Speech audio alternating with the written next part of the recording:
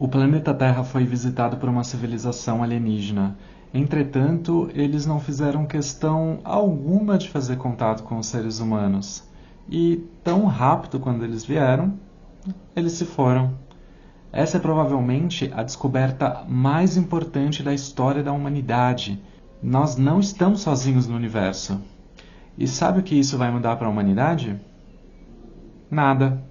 Olá, sejam todos bem-vindos de volta a este canal. Meu nome é César e este é o Leituras do César. E hoje nós vamos falar deste livro incrível que é Piquenique na Estrada, dos irmãos Boris e Arkady Strugatsky, publicado em 1972. Eu sei que ultimamente eu tenho lido muitos livros de ficção científica, eu acho que só nesse canal já é o terceiro, mas eu prometo para vocês que isso aqui não é um canal de ficção científica. Mas, de vez em quando, a ficção científica vai aparecer aqui porque é um gênero que me interessa muito. Talvez em algum momento eu vá ler um ou outro livro também de fantasia, então a gente vai seguindo dessa forma. Nós vamos alternando livros mais clássicos da literatura com livros de ficção científica, com livros talvez um pouco mais de entretenimento, e assim a gente vai seguindo. Piquenique na Estrada tem uma história de publicação um pouco curiosa, porque é um livro que foi escrito por dois irmãos, então a primeira pergunta que surge é: como um livro de ficção pode ser escrito por duas pessoas? E na realidade, esses dois irmãos escreveram muitos livros de ficção científica juntos e cada um dava a sua própria contribuição. Bom, o Arkady, antes de se tornar escritor, era tradutor. Ele era tradutor de inglês e japonês. Então, o Arkady é o irmão de humanas, ao passo que o Boris era engenheiro e astrônomo, então ele era a pessoa que contribuía mais com a parte científica da ficção científica, então ele era a pessoa da exatas. Como eu já comentei, esse livro foi publicado entre 1971 e 1972. Inicialmente, ele foi sendo publicado numa revista de ficção científica. Posteriormente, os dois irmãos tentaram publicar essa obra num formato de livro. E, curiosamente, eles tiveram mais dificuldades para publicar nesse formato livro, porque eles tiveram que enfrentar a censura da União Soviética nessa época. Porque o livro, além de passar pelo processo editorial em si, ele também passava por uma censura prévia. Os editores mesmos apontavam alguns trechos que eram possivelmente não condizentes com a ideologia socialista. E foi uma verdadeira luta deles para tentar. Eles submeteram esse livro para edição mais ou menos umas 8 ou 9 vezes, tiveram que fazer algumas adaptações, mas vocês devem estar se perguntando assim: quais serão os problemas que os censores identificaram nesse livro? Será que era um livro que era anticomunista, que era antissoviético? Quais eram os problemas que foram identificados?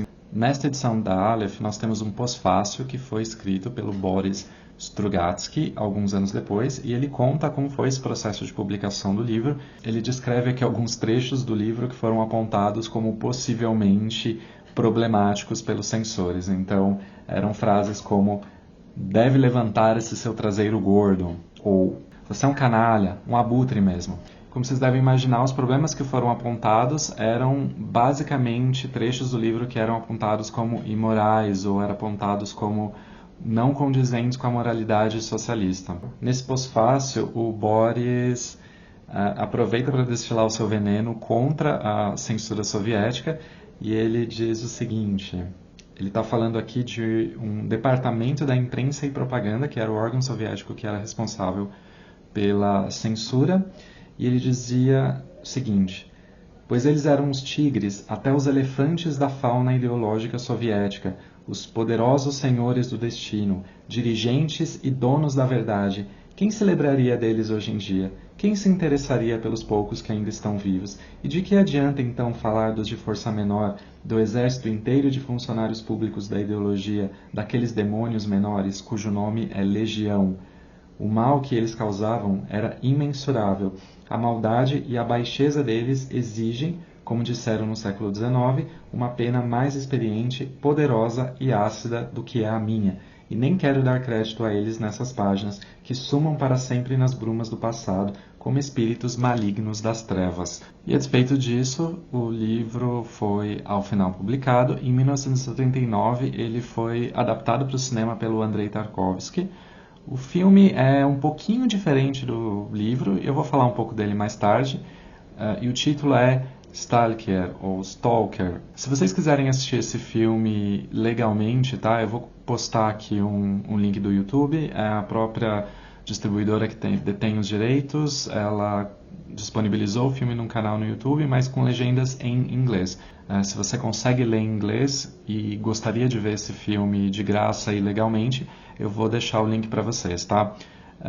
Não se preocupem, porque afinal de contas é um filme do Andrei Tarkovsky, então ele não tem muitas conversas, ele não tem muitos diálogos, a maior parte do filme são imagens que são jogadas para você, então não é um filme difícil de acompanhar com as legendas em inglês. Como eu já adiantei para vocês, esse é um livro de ficção científica que trata do contato humano com uma civilização alienígena inteligente, ou supostamente mais inteligente que a raça humana. Esse é o tema imediato do livro, mas indo um pouco mais a fundo, a gente descobre que, na realidade, isso é uma história bem mais comum do que a gente pode imaginar. O tema mais profundo dessa obra pode ser resumido na própria epígrafe que abre a obra, que é: tu deves fazer o bem a partir do mal, pois não há mais nada a partir do que se possa fazê-lo. A obra abre com uma espécie de prefácio, que é um fragmento de entrevista de um certo doutor Valentin Pillman a uma rádio, no ano de 1900 e tatatã, em que ele está falando de um evento que é chamado de A Visitação. A Visitação é um período de alguns dias que ocorreu em algum momento do século XX, em que umas naves espaciais vieram à Terra, pousaram, permaneceram alguns dias ali e, de repente, mais que de repente, elas foram embora como se nunca tivessem aparecido, e eles deixaram atrás de si muitos resquícios, deixaram atrás de si vários artefatos que os seres humanos não conseguem entender, não se sabe para que aqueles artefatos servem. Os humanos imaginam que aqueles artefatos de uma tecnologia que é completamente desconhecida, artefatos que muitas vezes quebram a lógica humana, a lógica da física humana, ou pelo menos da física que os seres humanos conseguem entender. Então aquilo gera uma espécie de fascínio dos seres humanos por essa cultura alienígena que de repente foi deixada no território humano. Entendendo que essas 6 zonas alienígenas poderiam ser extremamente estratégicas, os governos de cada um desses países resolveram cercá-los, impedir o acesso das pessoas comuns a esses lugares e, portanto, o acesso a esses artefatos misteriosos, para que a pesquisa em relação a esses artefatos fique somente a cargo dos governos. E é isso que o Dr. Pillman está explicando nessa entrevista de rádio. Ele está falando de uma descoberta que ele teve, que é o radiano de Pillman, que ele descobre que todas essas 6 zonas formam uma espécie de linha curva, e a partir dessa linha curva eles conseguem descobrir que esses alienígenas vieram da estrela Alfa da constelação do Cisne. É bastante curiosa essa entrevista, porque afinal de contas o próprio Dr. Pillman ele parece totalmente desinteressado desses eventos, ele menospreza as próprias descobertas, ele realmente não tem nenhum interesse em si de ficar falando desse ato da visitação. E o entrevistador pergunta para ele qual é a descoberta mais importante que foi feita em relação à visitação até o momento. E o Dr. Pillman responde: a descoberta mais importante é a própria visitação, porque agora a gente sabe que nós não estamos sozinhos no universo. Mas ele não tem muita intenção de ficar expandindo muito a conversação. Ele até fala assim: por que a gente não fala de outro assunto? Você quer que eu fale de arte? A gente pode falar de arte, porque isso é mais interessante mesmo. Esse assunto da visitação meio que já deu, né? Então a gente começa a parte narrativa propriamente dita. Toda a história se passa ao redor de uma dessas zonas de visitação, que é na cidade de Harmond. Não se sabe exatamente onde fica essa cidade, é uma cidade fictícia, mas ao longo dos capítulos se dá a entender que ele pode ser no Canadá, muito provavelmente. No Canadá ou nos Estados Unidos, mas é mais provável que ele seja no Canadá, porque se faz referência a alguns lugares do Canadá ao longo do livro, mas isso não é tão importante assim. E nós temos o nosso protagonista, que é um homem chamado Redrick Schuhart. E a maior parte do livro é focada nele, e nós temos 4 capítulos, e 3 desses capítulos são voltados para esse protagonista. O primeiro deles, capítulo número 1, é Redrick Schuhart, 23 anos, assistente de laboratório. Essa primeira parte é narrada em primeira pessoa, é a única parte do livro que é narrada em primeira pessoa e isso vai ter alguma relevância em termos narrativos. Mas a gente tem esse personagem que é um assistente de laboratório no Instituto de Culturas Alienígenas, que é um instituto do governo que é responsável pelo estudo da zona de Harmond. Em primeira pessoa, a gente fica sabendo tudo daquele personagem. A gente sabe que em algum momento da vida dele, antes dele ser um assistente de laboratório, ele havia sido preso porque ele havia praticado um crime que é o crime de ser um stalker. O stalker é um tipo de contrabandista. São pessoas que dedicam as suas vidas a entrar ilegalmente nessas zonas, conseguir artefatos e vender esses artefatos no mercado paralelo. O Redrick Schuhart, embora ele seja uma pessoa muito novinha, ele tem 23 anos no começo do livro, ele já é um stalker muito experiente. E ele chega a ser preso por isso, e depois de ser preso, ele decide que ele quer viver uma vida fora do crime. Então ele trabalha como assistente de laboratório dentro desse Instituto de Culturas Alienígenas. E nesse Instituto de Culturas Alienígenas, ele trabalha para um cientista russo que é o Kirill. Kirill é um amigo do Redrick Schuhart e é um amigo que ele admira bastante, porque ele vê o Kirill como um homem bastante íntegro, como um homem bastante honesto, que é um homem que não age puramente em interesse próprio. E ele tem um interesse honesto em tentar entender o que é a zona, porque ele acredita que essa zona pode melhorar a qualidade de vida humana, ela pode desenvolver a tecnologia humana e etc. O Kirill, na verdade, ele representa essa vontade do Redrick Schuhart de ter uma vida honesta, uma vida fora do crime, fora do contrabando e fora da vida como stalker. Então ele tenta ajudar o Kirill da maneira que ele consegue. E num certo dia de trabalho, Kirill está mexendo com alguns artefatos que eles recolheram das zonas, que são chamados ocos. Os ocos são 2 pratos de cobre que são paralelos um ao outro e que eles têm um espaço em branco ali, um espaço vazio, que está separando os dois. Então os dois não conseguem ser separados, mas eles não estão colados um no outro. Existe uma força ali que segura os 2 pratos em paralelo. E aquilo eles acham tão interessante, mas eles não entendem para que aquilo serve. Eles apenas têm algumas teorias, mas eles não sabem como aquilo funciona e eles não sabem para que aquilo serve. Redrick, ele vê o Kirill trabalhando com aqueles ocos, ele fala, olha, se você quiser, eu sei onde tem um oco que está cheio. É um oco exatamente igual a esse, mas ele tem um líquido ali no meio. E o Kirill fala, não, mas onde é que você achou isso? Ah, eu sei, eu simplesmente sei.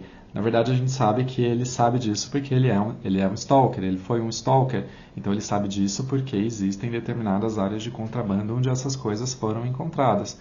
Então o Kirill pede para que o Schuhart o leve para dentro da zona para que eles possam recolher esses artefatos. E os dois vão entrar na zona. Na verdade, são 3 pessoas que vão entrar na zona.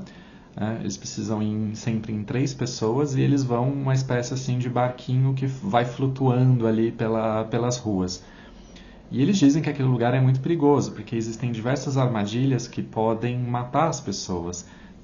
Existem inversões de campos gravitacionais, existem alterações de campos temporais, são vários eventos e vários fenômenos que são totalmente alheios à compreensão humana e que eles precisam ir se desviando, evitar serem pegos por essas armadilhas, e justamente por isso a experiência do Redrick Schuhart é extremamente importante, ela é extremamente relevante. Então os dois eles entram na zona, esse é um momento bastante tenso, e a gente aprende que o Redrick Schuhart ele vai se guiando dentro dessa zona de uma maneira que é bastante simples. Ele pega algumas porquinhas, né, porca de parafuso, e vai arremessando nos lugares e vai testando quais são os lugares seguros em que eles vão podendo passar. Isso também é mostrado no filme. O filme é, como eu falei, é um pouco diferente. Ele é só baseado levemente, ele tem essa mesma ideia das zonas, porém ele trabalha de uma maneira que é muito diferente. Mas no filme eles também vão jogando as porquinhas ali para que eles possam se guiar no meio daquela zona. Schuhart fica muito feliz de saber que ele conseguiu ajudar o Kirill, que eles conseguiram encontrar aqueles ocos com aquele líquido azul estranho e não identificado entre eles. Eles retornam ao instituto e eles estão no vestiário trocando de roupa e o Schuhart percebe que o Kirill tem ali uma marca nas costas, alguma coisa ali, mas que ele não dá muita atenção. Ele fala, deve ser alguma coisa que não tem tanta importância assim. Ele termina o expediente dele e ele vai até o bar daquela comunidade, que é o Borscht. Ali ele bebe bastante, ele conversa com bastante gente, ele discute, ele briga. E ao final de contas ele acaba recebendo a notícia de que o Kirill teve um ataque cardíaco naquela mesma noite e ele faleceu. E o Schuhart sabe que ele morreu porque alguma coisa aconteceu na zona com ele, que ele não foi cuidadoso o suficiente e ele veio a falecer. E ele se sente muito culpado, porque como eu já falei, ele honestamente gostava do Kirill. E ele fica muito bravo e ele acaba fugindo do bar durante uma briga. Na rua, ele encontra com a namorada dele, que se chama Guta. A Guta conta para ele que ele vai ser pai, que ela está grávida, mas ela fala que ela decide ter o filho, porque existe uma lenda naquela comunidade de que as pessoas, os filhos de stalkers, vão nascer com deformidades físicas, exatamente porque os stalkers passam por muita exposição a essa zona, a esses fenômenos ocultos, a esses fenômenos desconhecidos dentro da zona, e isso causa determinadas mutações que vão ser passadas para os filhos dos stalkers. E assim, a primeira parte do livro acaba. A segunda parte do livro se chama Schuhart, 28 anos, ocupação desconhecida. Os nomes dos capítulos dão uma ideia do tempo passando. É muito diferente do filme. O filme, ele se passa como se fosse num dia só. Inclusive nem anoitece, os personagens até dormem ali na zona, eles param para descansar, eles deitam, mas nunca anoitece. Então tudo parece que acontece num tempo só ou fora do tempo. Aqui a gente tem uma coisa um pouco diferente, em que o personagem vai amadurecendo e vai mudando de vida. Aqui nós temos um Schuhart com 28 anos, ele está casado com a Guta, eles têm uma filha, essa filha não tem nome, mas eles chamam essa menina de Monstrinha. Schuhart agora não tem mais nenhuma ocupação conhecida. Ele era assistente de laboratório do Kirill, mas depois da morte do Kirill ele se decepcionou porque ele via no Kirill como uma oportunidade de mudar de vida, como seguir um caminho fora daquele submundo dos stalkers. Então, após a morte do Kirill, ele volta a esses velhos hábitos, ele volta a ser um stalker. E o começo dessa segunda parte é bastante simbólico porque ele acorda num cemitério, ele está deitado ali num cemitério, ele está descansando no cemitério depois de eles terem feito ali um trabalho como stalker, e já denota que aquele lugar, que é a zona de Hormond, que é, apesar de ser aquele lugar extremamente tóxico e inapropriado para a vida de um ser humano, é o local onde vai ser o túmulo do Schuhart, porque é só ali que ele sabe viver. Ele não sabe viver em outro lugar. Calma, gente, que isso não vai ser um resumo do livro, eu prometo. Ele foi fazer um trabalho na zona com um dos stalkers mais famosos que tem, um dos mais conhecidos na cidade, que é o Burbage, que tem a alcunha de Abutre. Ele é uma pessoa muito experiente, ele é uma pessoa muito dada, ele conhece a zona muito bem, como ninguém, mas ele é simplesmente mostrado como uma pessoa muito má. Ele é uma pessoa em si muito má. Ele é bem diferente do Kirill, então você vê que ele estava trabalhando com uma pessoa que era honesta, que era uma pessoa que tinha um interesse pelo conhecimento, pela ciência, era uma pessoa cuidadosa, era uma pessoa íntegra, e ele passou a trabalhar com uma pessoa má, com uma pessoa inescrupulosa. Ou seja, isso reflete um pouco essa decadência que ele tem em virtude da morte do Kirill. Mas esse trabalho que ele foi fazer com o Abutre não deu muito certo. O Abutre se machucou muito seriamente e ele está para perder a sua própria perna. Ele vai precisar ter a sua perna amputada se ele quiser sobreviver. Schuhart não sabe exatamente o que fazer, porque em primeiro lugar ele acha que o Abutre é uma pessoa muito má, então ele não sabe exatamente se aquele cara merece continuar vivendo. E de outro lado, ele também não pode levar o Abutre num hospital, porque se ele levar no hospital eles vão saber aquele machucado em específico foi feito dentro da zona e eles vão ser presos. Mas o Abutre está desesperado, ele fala: você precisa me levar em algum lugar, você precisa me curar, me salva, por favor, por favor, por favor, me salva. E o Schuhart, ele acaba cedendo e ele leva o moço num lugar clandestino. Depois de deixar o Burbage naquela clínica clandestina, ele vai avisar a filha do Burbage que ele está num hospital, que ele se machucou bastante, e a reação da filha é dizer: por que você salvou ele? Aquele desgraçado tem que morrer mesmo, você tinha que ter deixado ele lá, você tinha a oportunidade perfeita para deixar aquele desgraçado morrer, e você não fez isso. Ao longo desse capítulo, a gente fica sabendo que a filha do Schuhart, com a Guta, que é a monstrinho, é uma criança diferente das outras, porque ela é uma criança que não tem tanto mais uma aparência humana. Ela parece ali um macaquinho, inclusive na versão em inglês ela é chamada de monkey, porque ela é muito peluda, ela tem a cara peluda, ela tem os braços peludos, ela é uma criança de 5 anos, ela é uma criança de 4, 5 anos. Como vocês podem perceber, até agora, nesse primeiro, segundo capítulo, o que a gente tem aqui é uma história que tem muitas circunstâncias excepcionais de alienígenas, de visitação alienígena, de campos gravitacionais, de um monte de coisa que a gente não tem tanto contato no nosso cotidiano, mas a história em si é bastante vulgar. É uma história de um homem que viveu a maior parte da sua vida num submundo do crime, que está tentando ali se ver fora daquela situação, ou seja, é uma grande história de causa e consequência. Determinadas atitudes, determinadas condutas do Schuhart levam a determinadas consequências. Ele resolve levar o Kiryu até a zona, o Kiryu morre. Ele resolve namorar com a Guta, ter um filho com ela, a filha nasce desse jeito. Ele resolve salvar um homem que é considerado mal e a reação das pessoas não é a mais positiva. Então a gente tem aqui um homem simplesmente tentando cuidar da sua própria vida, tentando cuidar da sua família, tentando cuidar dos seus interesses pessoais. Ele não está interessado em saber o que é aquela zona, o que os alienígenas vieram fazer aqui. E é assim que a história vai seguindo, porque o Schuhart ele vai precisar conduzir aquela negociação no lugar do Burbage, porque o Burbage está no hospital, então ele precisa terminar a venda daqueles artefatos que eles recolheram naquela viagem. Ele não sabe quem são aquelas pessoas para quem elas vão vender. Dá a entender que pode ser ali uma organização secreta que está tentando se apossar daqueles materiais para alguns fins específicos que a gente não fica sabendo qual é. Mas o Schuhart ele acaba sendo uma pessoa um pouco mais prudente e o item mais importante, o item que é considerado aquilo que os seus compradores mais querem, ele acaba fingindo que aquilo não foi encontrado. Ele mantém na sua própria posse, ele acaba escondendo, mas ele mantém na sua própria posse. E aí nesse meio tempo, ele é perseguido pela polícia e ele sabe que ele vai ser preso. Ele tem essa consciência de que ele vai ser preso, então ele resolve novamente ligar para esses compradores e falar assim, olha, eu encontrei aquilo que vocês estão procurando, mas deixei escondido ali num determinado lugar e eu vou ser preso agora. E como pagamento por esse artefato, eu quero que você cuide da minha filha e da minha esposa. Então aqui, novamente, permanece o interesse próprio do Schuhart. O Schuhart, ele acaba vendendo esse artefato que é potencialmente muito perigoso para pessoas desconhecidas, para finalidades desconhecidas, simplesmente porque ele precisa naquele momento cuidar da sua própria família, ele precisa ter em vista o interesse daqueles entes que estão ali mais próximos. E aí começa o terceiro capítulo. O terceiro capítulo é narrado do ponto de vista de um outro personagem, que é o Richard Noonan. É um personagem que apareceu algumas vezes nas duas primeiras partes, mas que é um amigo do Schuhart. Nós ficamos sabendo que ele é um agente do governo que foi enviado a Harmond para desmantelar o tráfico dos Stalkers.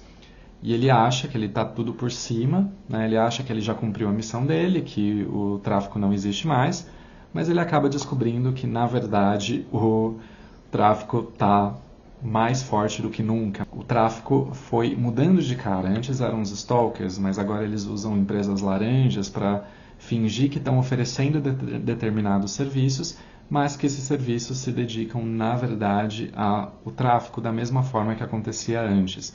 Então, o crime ainda existia, mas apenas ele mudou de forma.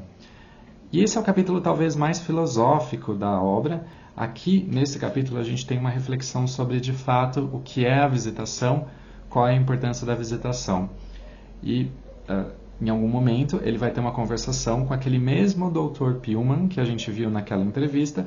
E esse é o momento mais icônico da obra. É o momento em que o Dr. Pillman vai definir o que é a visitação. Ele vai usar uma metáfora. Eu vou ler para vocês um trecho. Um piquenique. Imagine uma estrada no interior, uma clareira na mata, perto da estrada. O carro sai da estrada e vai até a clareira. Abrem-se as portas e sai uma turma de jovens. Começam a tirar do porta-malas cestas com mantimentos, armam as tendas, acendem a fogueira. Churrasco, música, fotos. De manhã eles vão embora. Animais, pássaros e insetos da floresta, que assistiram horrorizados àquele evento noturno, saem de seus esconderijos. E o que eles encontram? Manchas do óleo que pingou do radiador, uma lata com um pouco de gasolina, velas e filtros usados. Do lado estão jogados os panos sujos de óleo, as lâmpadas queimadas, uma chave de fenda que alguém esqueceu na grama. Nos rastros deixados pelo carro sobrou um pouco de lama que veio grudada de algum brejo no caminho. E claro, as cinzas de fogueira, restos de comida, embalagens de chocolate, latas e garrafas de bebida, guardanapos amassados, bitucas, um lenço perdido, um velho jornal rasgado, um canivete de bolso derrubado por alguém, moedas, flores murchas no campo vizinho. Entendi, é um piquenique na beira da estrada. Exatamente, um piquenique na beira de alguma estrada cósmica. E o senhor me pergunta se eles vão voltar? Então vejam que interessante. Na verdade, toda essa zona é um local de passagem. Eles não se interessaram em entrar em contato com os seres humanos porque os seres humanos são qualquer coisa. Os seres humanos são insetos. Os seres humanos não têm qualquer relevância para eles. E todas aquelas coisas que eles deixaram não é nada mais do que lixo, porque se fosse importante para eles, eles teriam levado juntos. Então os seres humanos, na verdade, estão arriscando as suas vidas, eles estão gastando muito dinheiro para estudar o que no fundo é um lixo cósmico, é um lixo que foi trazido para eles, que é tão irrelevante para essa civilização alienígena que eles deixaram para trás. Aí eu me pergunto, qual é a relevância dessas zonas para a humanidade? Nenhuma, porque a vida humana continuou a mesma. Vejam que existiu o governo, continua existindo um governo que está tentando explorar a zona, existe crime. O crime é aquele crime mais básico que existe, o contrabando é um dos crimes mais antigos que existem na face da Terra. E toda aquela comunidade de Harmond começou a montar uma economia ao redor da zona, uma economia que é baseada nos mesmos princípios que a gente conhece hoje. Então a vida humana essencialmente não se alterou por causa do seu evento mais importante, por causa de um evento de visitação cósmica. Aquilo não causou uma mudança substancial no modo de vida humano. Os seres humanos continuaram os mesmos, eles têm os mesmos desejos, eles querem casar, eles querem cuidar dos seus interesses próprios, eles querem ganhar dinheiro, eles querem sobreviver, eles querem enriquecer.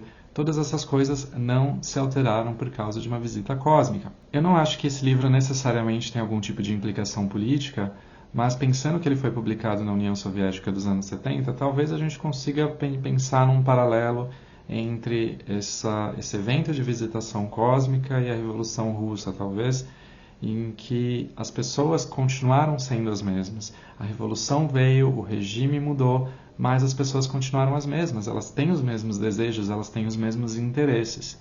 E ao final do livro a gente tem novamente uma perspectiva do Schuhart e ao longo do livro eles criam a expectativa de que existe dentro dessa zona um item que é o mais valioso de todos eles, que é a esfera dourada, que é um artefato que pode realizar qualquer desejo humano, é como se fosse assim um gênio da lâmpada que a primeira pessoa que encontrar vai ter todos os seus desejos realizados.